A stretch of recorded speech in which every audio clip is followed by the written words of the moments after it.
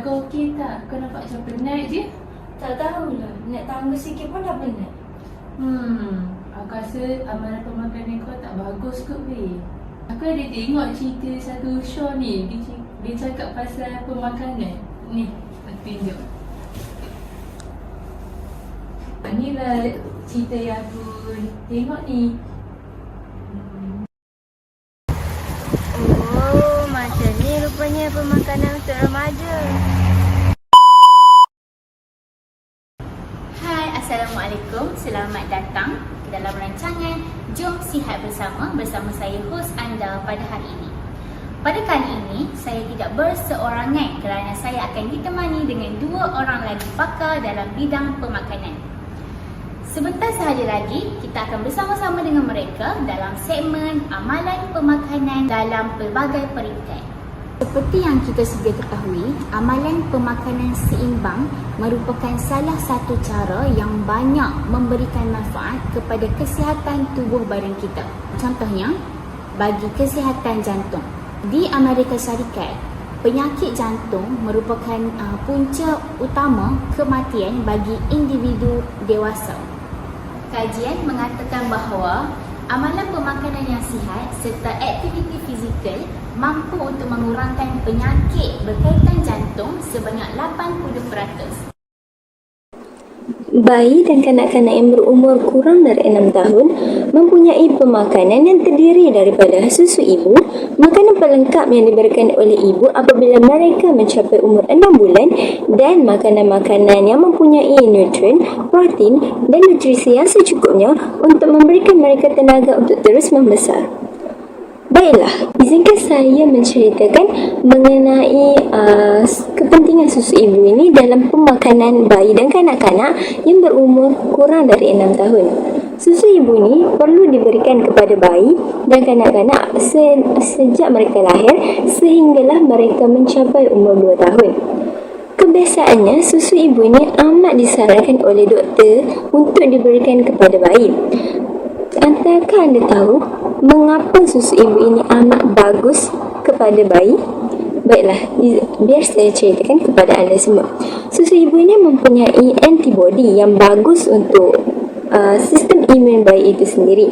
Kerana seperti mana kita tahu, bayi ini amat terdedah kepada pelbagai jangkitan penyakit yang berbahaya yang terdapat di sekeliling kita. Jadi, dengan adanya susu ibu yang diberikan kepada bayi ini, ia dapat membantu bayi-bayi ini mencegah dan melindungi mereka daripada mendapat jangkitan penyakit berbahaya. Makanan pelengkap ini mula diberikan oleh ibu kepada bayi atau anak mereka apabila mereka telah mencapai umur 6 bulan. Mengapa 6 bulan? Mengapa tak umur 1 tahun atau sebagainya? Baiklah, apabila kanak-kanak ni mencapai umur 6 bulan, mereka telah mencapai koordinasi saraf otak dan kematangan fisiologi mereka. Jadi, mereka dapat mengambil makanan-makanan selain daripada susu ibu atau pada tahap ini atau pada umur inilah yang mana mereka dapat mencuba atau mempelajari makanan-makanan yang dapat membantu perkembangan oral otak, motor bahagian mulut mereka. Yang terakhir adalah pemakanan yang perlu diambil oleh bayi dan kanak-kanak yang berumur kurang dari 6 tahun adalah makanan yang kaya dengan nutrien dan tenaga. Okey, kita tahu yang apabila kanak-kanak itu dalam proses pembesaran ataupun sedang membesar, dia memerlukan tenaga yang mencukupi untuk membantu mereka membesar dengan sihat dan sama seperti kanak-kanak yang sebaya dengan mereka. Jadi, kanak-kanak ni dia mestilah memerlukan makanan yang mempunyai karbohidrat, protein yang bagus untuk diri mereka. Jadi, antara makanan-makanan yang dapat mereka peroleh bagi mendapat segala tenaga yang diperlukan itu adalah bijirin, gandum, ubi-ubian ataupun makanan dari haiwan seperti ikan, ayam dan tidak lupa juga mereka turut memerlukan sayur dan buah-buahan atau kacang yang tu sedikit sebanyak turut menyumbang dalam pembesaran mereka. Okey, mereka jadi di sini saya berikan cadangan pemakanan yang dapat diberikan kepada bayi yang berumur 6 hingga 11 bulan dan kanak-kanak yang berumur 1 hingga 6 tahun. Kita lihat dulu kepada cadangan pemakanan yang dapat diberikan kepada bayi yang berumur 6 hingga 11 bulan.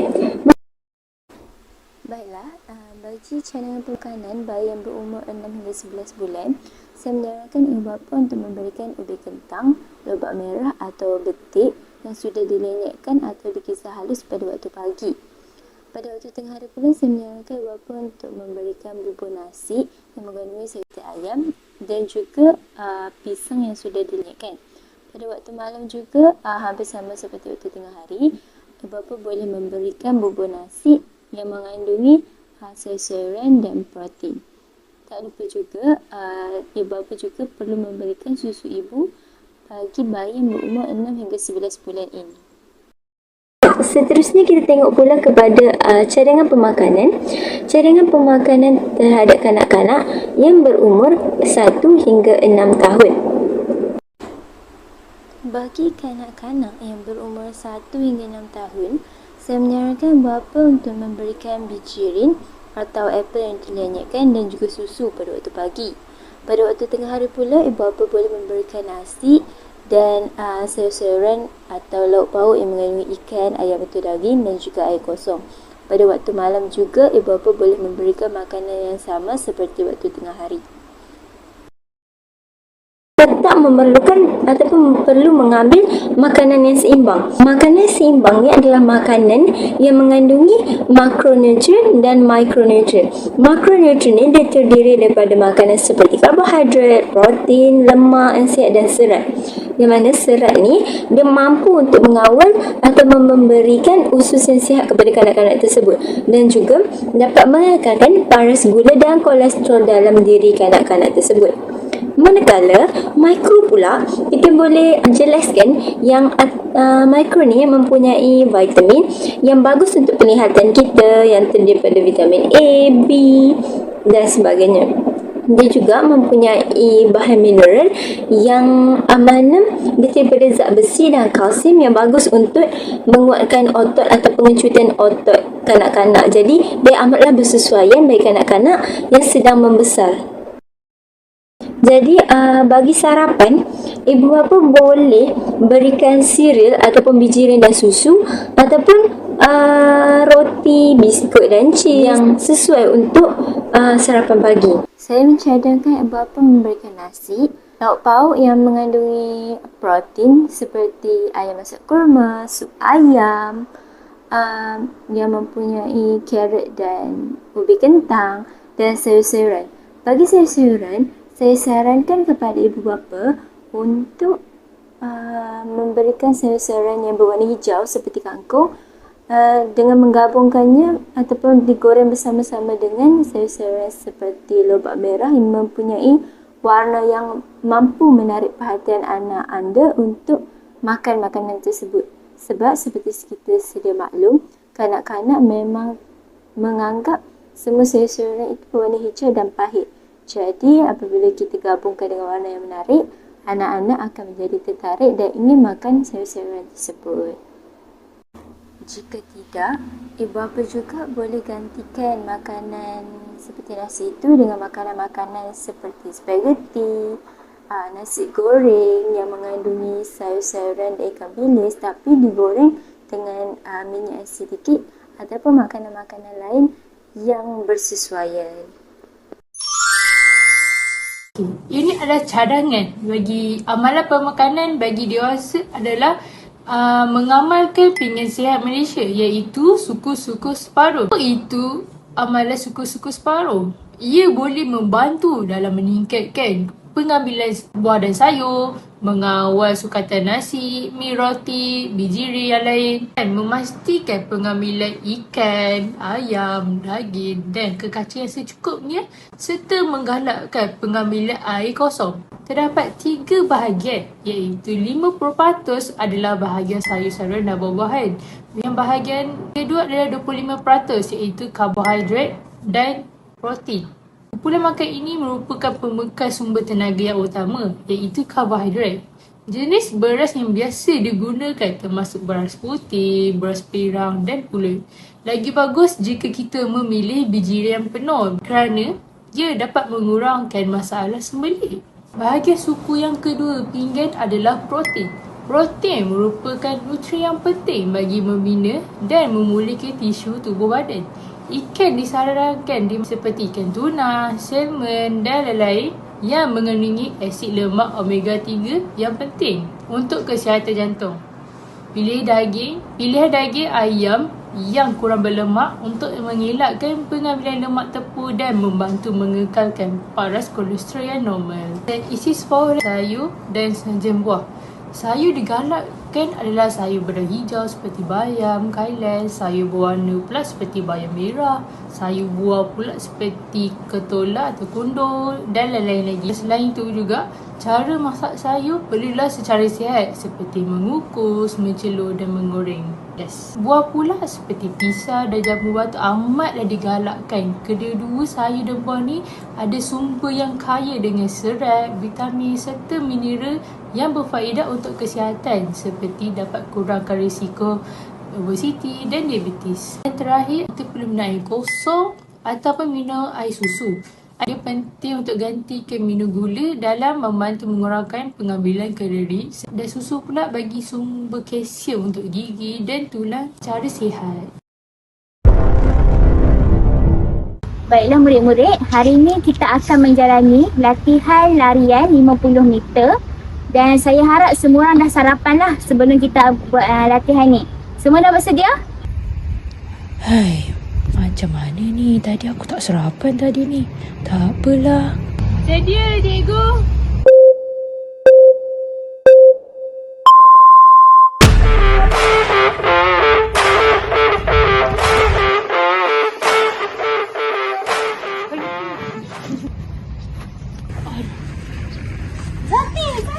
Zati!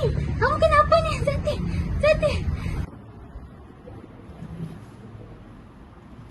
Zati, awak dah okey ke? Ya, saya dah okey sikit lah, cikgu. Macam mana kamu boleh pengsan tadi? Sebenarnya saya tak sarapan tadi, cikgu. Kan saya dah pesan, sebelum mulakan latihan, sarapan dulu dekat rumah. Lepas tu awak jangan buat lagi. Baiklah cikgu, ini salah saya. Terima kasih cikgu atas teguran cikgu. Ya, sama-sama. Dah jom kita balik. Jom. Video lakonan yang telah ditayangkan itu tadi adalah kesan jika kita memandang remeh terhadap amalan pemakanan dalam kehidupan seharian kita. Remaja perlu mengambil makanan yang karbohidrat sebelum memulakan sebarang aktiviti memerlukan tenaga yang banyak kerana karbohidrat membekalkan sumber tenaga untuk tubuh badan remaja. Okey, baiklah. Saya akan berkongsi beberapa panduan serta cadangan pemakanan yang sihat. Panduan pemakanan yang sihat yang pertama adalah perlu mengikut keperluan tenaga. Ini adalah contoh anggaran tenaga yang diperlukan bagi remaja lelaki. Dan seterusnya adalah contoh anggaran yang diperlukan bagi remaja perempuan. Panduan yang kedua adalah makan mengikut masa secara teratur. Kita ada 3 waktu makanan yang utama. Pertama adalah sarapan. Yang kedua adalah waktu makan tengah hari. Yang terakhir adalah waktu makan malam. Hello, Assalamualaikum Ayu. Ayu dah on the way balik rumah ke? Satgi, bila Ayu dah on the way balik rumah tu, boleh tak Ayu singgah set kedai tepi jalan tu? Sebab Mak nak pesan makanan, Mak rasa macam teringin sangat Mak nak makan cendol. Boleh ke? Okey, nanti hang beli nah. Okey, Waalaikumsalam. Assalamualaikum. Mak, Ayu dah balik ni. Mak. Apa ni Ayu? Kan Mak minta cendol. Kenapa bagi susu ni? Mak kan dah tua. Susu ni bagus untuk tulang Mak. Cendol manis, tak elok untuk kesihatan Mak. Mak tak sukalah susu-susu ni. Mak tak minum. Mana ambil balik? Mak, susu ni untuk Mak. Tak apa. mak tak suka. Ada pinggang mak. Pinggang mak. Duduk. Oh, tidak. Okey. Itulah, ayah dah kata minum susu mak tak nak. Susu ni bagus untuk tulang mak. Tulang mak tu dah rapuh. Okey lah. Lepas ni mak dengar cakap Ayu. Okey, nak minum susu ya mak? Menurut WHO, warga emas dikatakan berada dalam lingkungan usia 60 tahun ke atas. Status pemakanan warga emas sangat dipengaruhi oleh perubahan-perubahan yang berlaku pada usia ini. Antaranya, perubahan kepada dera rasa dan bau yang menyebabkan mereka tiada selera untuk makan. Perubahan pada gigi yang kebanyakannya sudah hilang. Kesan daripada itu, pengambilan sebarang makanan adalah terhad. Perubahan-perubahan yang berlaku telah menyebabkan warga emas didapati kekurangan zat makanan. Jadi, di sini saya sebagai pakar pemakanan anda akan memberi solusi kepada permasalahan ini. Makanan yang kaya dengan kalsium seperti susu, hasil tenusur seperti daging dan keju, ikan seperti ikan bilis dan sardinia dimakan sekali dengan tulangnya, hasil kekacang seperti tempe dan tafufa. Kalsium berperanan untuk mengekalkan kekuatan tulang serta mengelakkan tulang warga emas mudah patah. Bagi warga emas yang kurang menggemari susu, gunakan susu ketika menyediakan gulai, puding atau kuih. Pengambilan vitamin B1 iaitu tiamin yang dapat meningkatkan selera warga emas dan mengelakkan insomnia pada usia tua. Antara sumber vitamin B1 ialah hasil bijiran seperti roti wholemeal, kekacang, daging dan ikan. Makanan laut seperti kerang, kepah, hati dan daging organ yang lain, daging lembu, kambing dan ikan yang kaya dengan zinc. Zinc dapat mengurangkan pengurangan deria rasa kepada warga emas. Makanan dihidangkan dalam hidangan yang kecil supaya warga emas dapat menghabiskan makanannya tanpa pembaziran. Menghidangkan makanan yang bersesuaian dengan cita rasa setempat. Menggunakan pelbagai perencah asli seperti halia, lengkuas, bawang, daun sup dan halba supaya rasa makanan lebih menaikkan selera makan warga emas. Sudah pasti warga emas tidak akan menolak makanan yang mempunyai aroma tradisional seperti perencah asli yang digunakan. Ibu hamil perlu menitik beratkan amalan pemakanan seimbang yang mempunyai bekalan nutrisi dan tenaga yang mencukupi. Ianya bagi menjamin kesihatan ibu hamil dan anak yang dikandung. Contohnya, risiko kecacatan bayi dapat dielakkan. Sebagai tambahan, ibu hamil memerlukan 360 kalori tambahan pada trimester kedua. Apabila kandungan memasuki ke trimester ketiga, ibu hamil memerlukan tambahan 470 kalori setiap hari bagi memenuhi keperluan bayi dalam kandungan. Buah-buahan dan sayur-sayuran dapat memberikan tenaga semasa membawa kandungan. Mengambil sayur-sayuran dan buah-buahan dalam kategori superfood seperti pisang, buah beri, buah kurma serta sayur-sayuran berdaun gelap seperti ulam-ulaman dan bayam. Buah-buahan dan sayur-sayuran mengandungi pelbagai jenis vitamin seperti C, A, B1 dan B2 yang baik untuk proses pencernaan dan membantu ibu hamil daripada mempunyai masalah sembelit. Asid folik daripada buah-buahan dan sayur-sayuran juga dapat merangsang pertumbuhan saraf dan tumbuh-saraf otak bayi. Buah sitrus seperti orange juga boleh membantu mengatasi loya ketika hamil. Karbohidrat. 7 hidangan karbohidrat untuk membekalkan kalori untuk menyokong keperluan tenaga anda semasa hamil. Sumber karbohidrat yang sihat termasuklah roti perang atau nasi dan oat. Ibu mengandung perlu mengehatkan pengambilan karbohidrat yang sangat diproses dan ditapis seperti roti putih, pasta dan pastry. Protein tanpa lemak. Protein penting untuk pertumbuhan dan perkembangan bayi terutamanya perkembangan otak. Ianya membantu meningkatkan bekalan darah kepada bayi dan menyediakan badan ibu hamil untuk laktasi. Sumber protein yang baik adalah daging tanpa lemak, ayam tanpa kulit, telur dipasteurisasi, salmon, kacang dan kekacang. Pengambilan protein harus meningkat dengan setiap trimester kehamilan, antara 3.5 hingga 7 hidangan sehari. Nampaknya kita sudah berada di akhir rancangan. Kita jumpa lagi minggu hadapan. Assalamualaikum dan bye. Hari tu kan aku tunjuk Linda satu show cerita pasal pemakanan semua tu. Oh, ya ke? Patutlah kenal Mbak Linda macam dah okey dari dulu. Kan, nampak kan? Nampak cergas, bertenaga. Dia minta. Aku cakap pasal kau. Jom. Hai korang.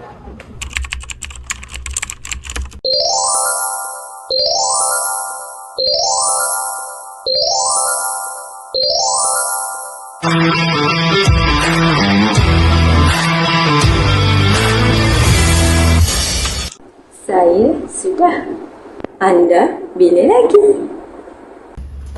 Lawi betul Lawi. Kan? Budak kata dia ramai kreatif. Bagus lah. Jom.